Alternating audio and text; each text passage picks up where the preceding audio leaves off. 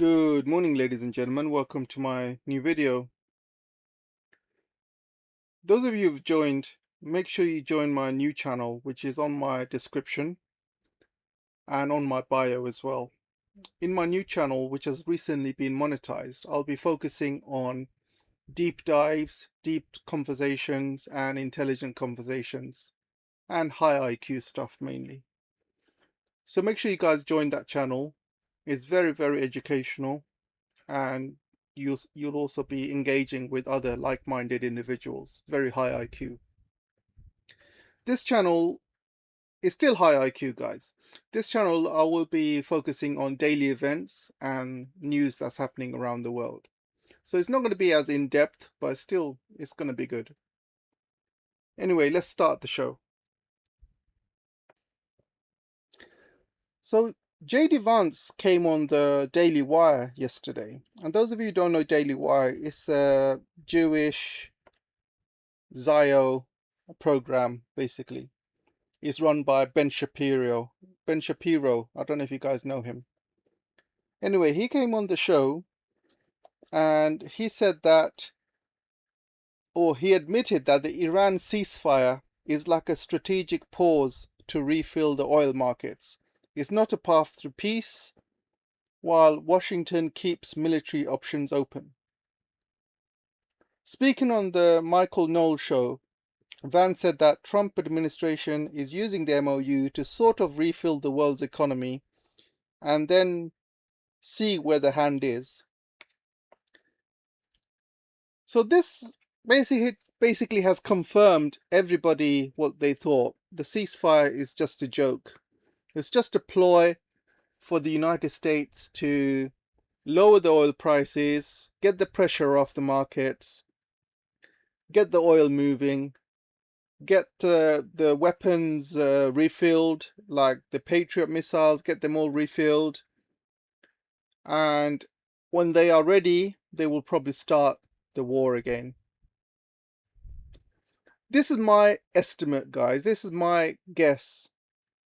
If you look at the timings, they obviously have the November midterms coming up.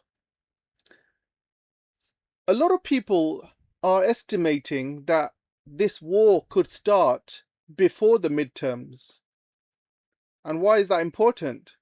Because Trump knows his base is going down. His approval ratings are going down. So what he might do is he might start the war before the midterms and cancel the midterms. That's what a lot of people are thinking. He might cancel the midterms so he doesn't have to lose any seats and he won't get impeached.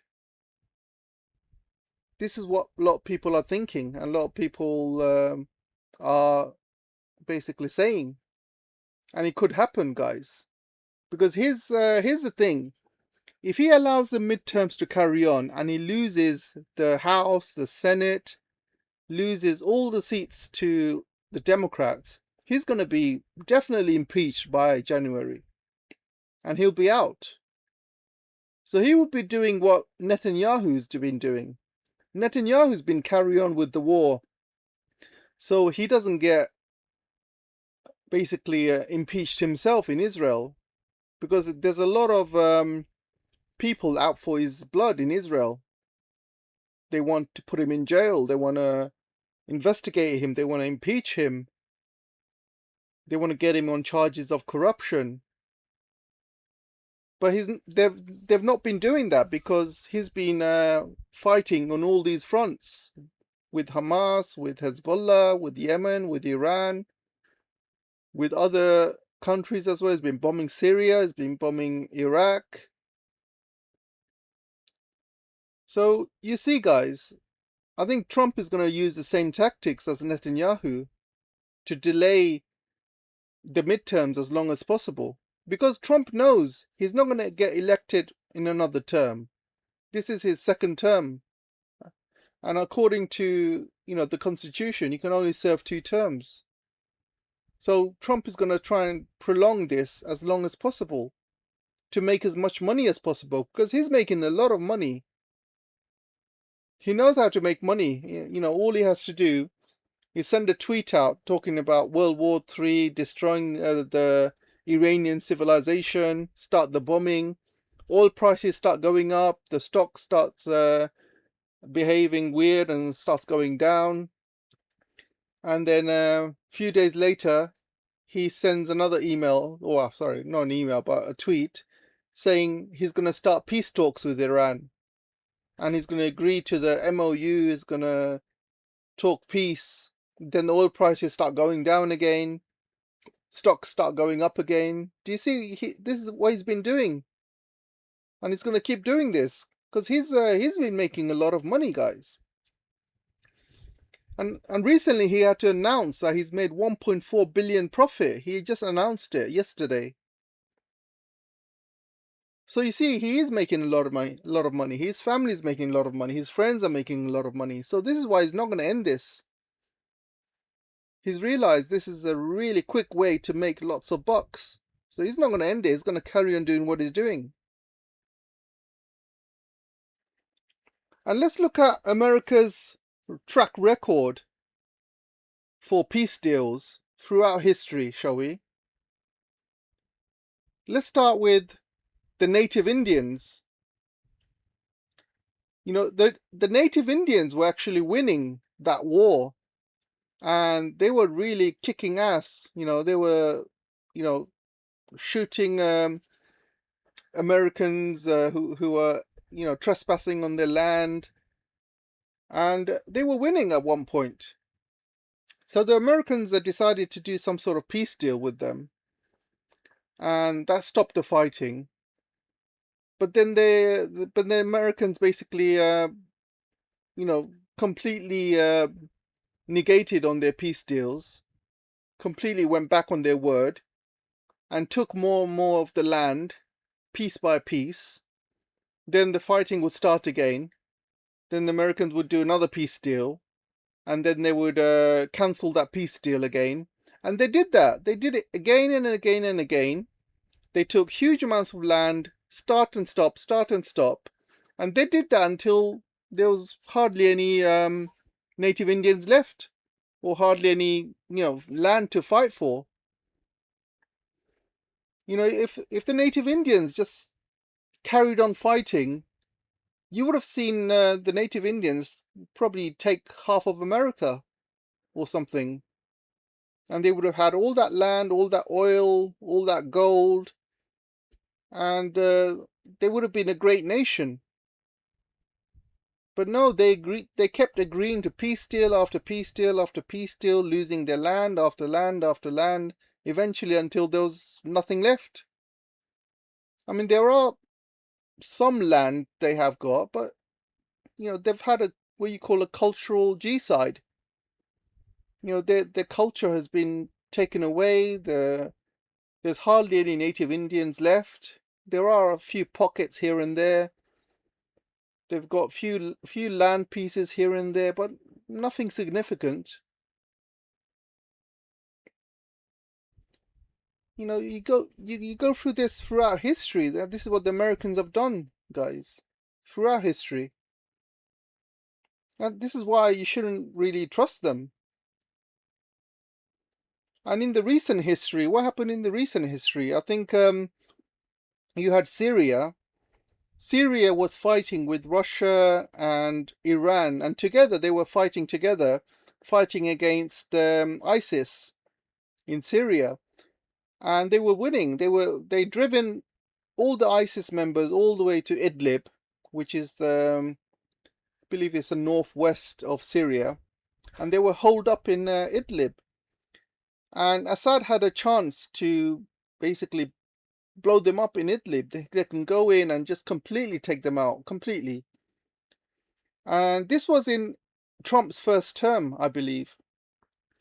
And it was Trump that actually pushed for Assad to do some sort of peace deal with Assad, some sort of ceasefire.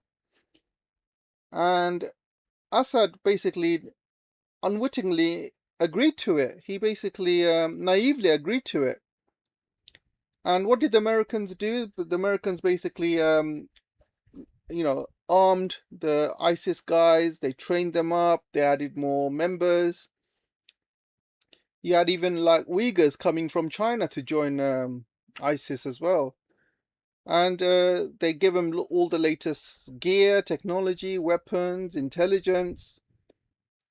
They trained them up for 10 years, and then you've seen what happened. They've just basically, now they're attacked again, and they took over all of Syria. So that's their tactics. And let me give you another example. In 2014, the Ukrainian army was driven, driven away from Crimea, and Russia was ready to go all the way to Kiev at that time. And the Ukrainian army was pretty much hopeless at the time in 2014. And the Russians were driving through, and then you had the Americans, you had Angela Merkel, and you had, I believe it was Sarkozy from France. They kind of got Russia to agree to a peace deal, which was the Minsk one. And then they negated on that peace deal, didn't take it seriously, and Russia was again ready to go in, and they pushed through another Minsk deal. It was called the Minsk II deal.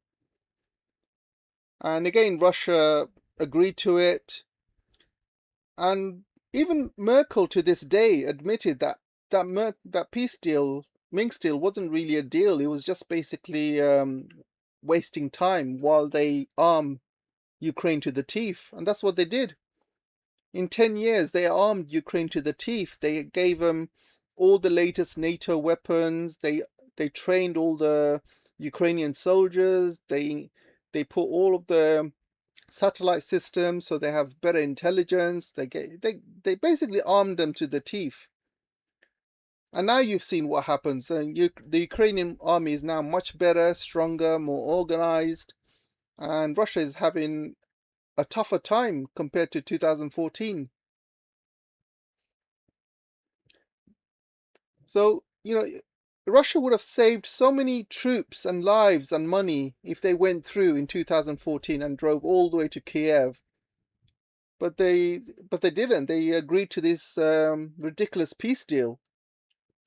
And now they're doing the same thing to Iran. The Americans, the West, they have a history of doing this. And what they're going to do, they're going to rearm. They're going to, fill up all the Patriot missiles again. They're probably going to learn all their lessons from Iran, from the 50-day war. They would have learned all their lessons, and they will come back stronger and wiser. And they will have better tactics, probably. And they will come back again, guys. They are not going to stop. Because Iran, you see how powerful Iran is. They got so much oil, so much gas, and now they control the Strait of Hormuz. And America's not going to allow them to control it. They want that. They want to control it. So they're going to come back bigger, stronger. And you've seen Trump, President Trump, he's got a massive ego. He's not going to leave the office until, he comes out of this as a winner. Because he doesn't want to be looked at as an American loser president. He doesn't want to be in the history books, and so people say to him, look at this idiotic President Trump, what he did, and he ended up losing another war for the Americans. He doesn't want to come out like this, and I'm sure all of the people around him are telling him the same thing. So he's going to start the war again. And the only reason he had to do a ceasefire was because the oil prices were going like 100, 120 at one point. His oil reserves were running out. The economy wasn't doing very well. The inflation's going through the roof. All the European countries are running out of oil. All of the allies are running out of oil, like Japan, South Korea, even India. So he had to do a peace deal. He had to do a fake ceasefire, but guaranteed they will start again. Guaranteed. So what's Iran doing in the meantime? So this is what we know. Iran just exported 50 million barrels in 2 weeks. No blockade, no discount. They're charging 20% above the market rate. Buyers are still lining up because there is a shortage of oil. People will always buy oil, no matter what happens. So they are making money, first of all. Secondly, this is what Mr. Saeed Mohammed Morandi has said. He said Iran is rapidly building its own civilian infrastructure, stockpiling critical supplies, advancing new weapon systems, replacing thousands of destroyed decoys, fielding emerging technologies, and expanding its network of underground bases and command and control centers. So this tells me that Iran is not sitting down and waiting for an attack. They are preparing as well. So they are making lots of money in the meantime from obviously selling oil. And that oil looks like is being put into good use. They are building more underground bases. They are building more missiles. They are advancing new weapon systems. They are rebuilding infrastructure. They are restocking decoys as well. So they are doing stuff in the background. How fast can they do it? That's another question as well. So, all of these stuff obviously takes time. Like rebuilding infrastructure is not something you can do in weeks. It takes years sometimes. Stockpiling critical weapon system, again, that takes time. You need vital deliveries from China and Russia, which I'm sure they are doing at the moment. So it really depends how many missiles they can build in a short space of time. We don't know yet, but I'm sure that Iran's capability has increased because they know that they have to rebuild these missiles very quick, and this war could start any moment. So that's probably something they are putting #1 effort in. Replacing thousands of decoys, I don't think that will take too long. I think that will probably take weeks. These are deliveries coming from China. And expanding the underground bases. Again, this could take years as well. It's not a quick thing. They have built their underground bases over a period of 50 years. So it really depends how fast, again, they can do that, whether they have all the necessary materials, digging equipment. They can buy probably all the latest digging gear from China as well. But the main thing is, even if this war starts again, is Iran gonna lose? Is China gonna allow Iran to lose? Is Russia gonna allow Iran to lose? I don't think so. I think China and Russia will do everything they did before to help Iran, but I think this time they will do it much better, because China and Russia have had plenty of intelligence, guys, plenty of intelligence from that 50-day war. And I'm sure China and Russia can see all the weak points, all the weaknesses of Iran, and I think they will help fix those weaknesses. And I think Iran will probably have an advantage over America if this war starts again. Mainly because China's manufacturing is way better than America. So China can replenish all the lost items faster than America can replenish Patriots and THAAD missiles, Tomahawks. So I think Iran will probably have an advantage. And it also depends on how fast, how much China can help with. Because you got to understand, Iran also doesn't have much money. They don't have the GDP like America has. They cannot borrow money like America can. So getting the material might be quite limited for Iran. But we will see. I mean, maybe, China and Russia can help Iran without looking at the monetary status, because they know they cannot allow Iran to fall. If they allow Iran to fall, that's going to be a huge issue for China and especially Russia, because they cannot afford America to take control of the Strait of Hormuz. That is a major choke point. So there is no way they can allow America to do that. So they will try and protect Iran at all costs. Because if America takes control of the choke point in the Strait of Hormuz, they can also take control of the choke point in Malacca Strait and in the Red Sea and other choke points around the world as well, especially around the Indian Ocean. So China cannot allow that. And also the Belt and Road will be affected as well, because the Belt and Road is also going through Iran. Russia is also building a road and railway through Iran to supply their customers, in the Indian Ocean, like in India, Pakistan, Africa, and also parts of the Middle East as well. So Russia needs Iran as well. So I don't think either of the countries will allow Iran to fall. So there's also talk about using nukes as well. So I think for Iran to survive, they will need to have their own nukes. And I think it's in China's, Russian, North Korean interests and Pakistan's interest to help Iran build nukes.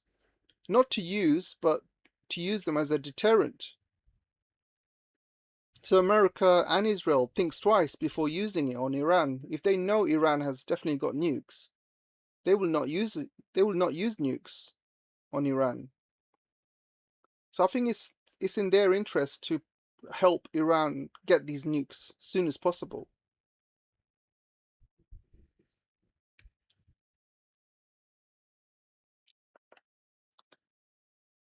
As you can see, America is restocking all of their bases. There's a lot of deliveries going on from America, and they are all landing in all the American bases in the Middle East. So this is happening. So this war could start any moment.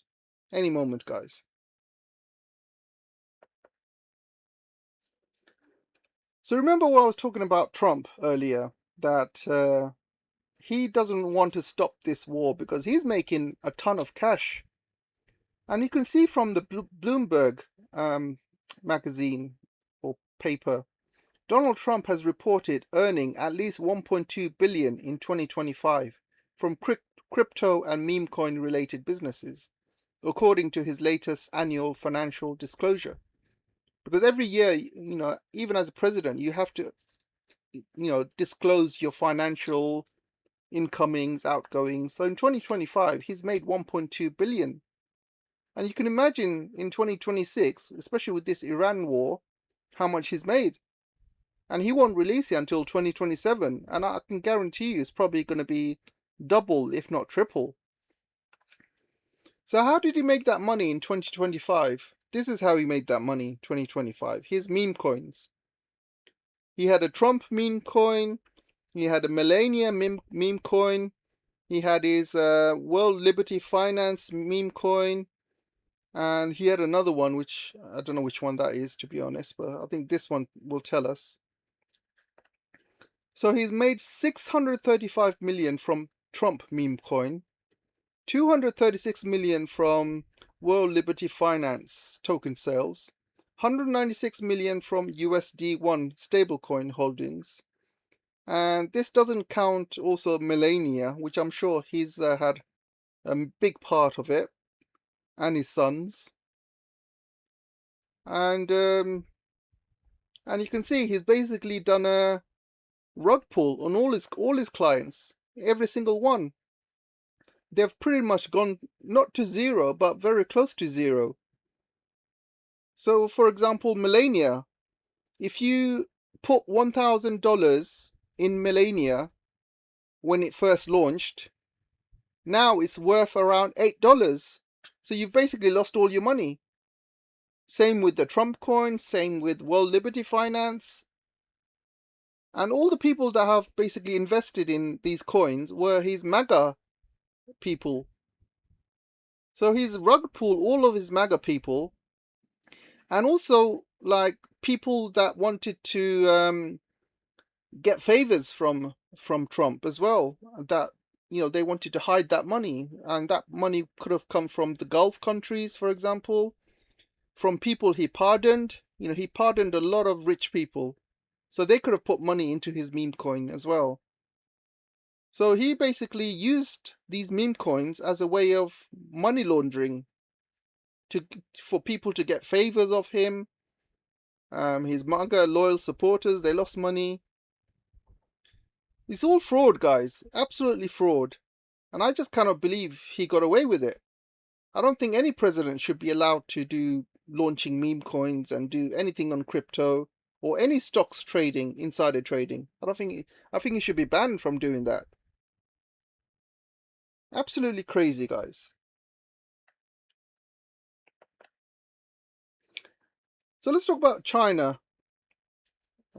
Actually, so Germany, especially the Telegraph, has reported that Germany will never recover from its loss of car sales in the world. China is basically taking over. And you can see the way they are writing this article. China says Beijing full-blown assault on the European auto market. Full-blown assault is all China's fault, basically. So this article doesn't talk about how Germany self-sabotaged itself, and it self-sabotaged itself by blowing its own Nord Stream, or allowing their allies to blow it up, like America, for example, and not saying anything about it. Secondly, Germany destroyed all its nuclear power. They shut down all of its nuclear power programs and all the stations.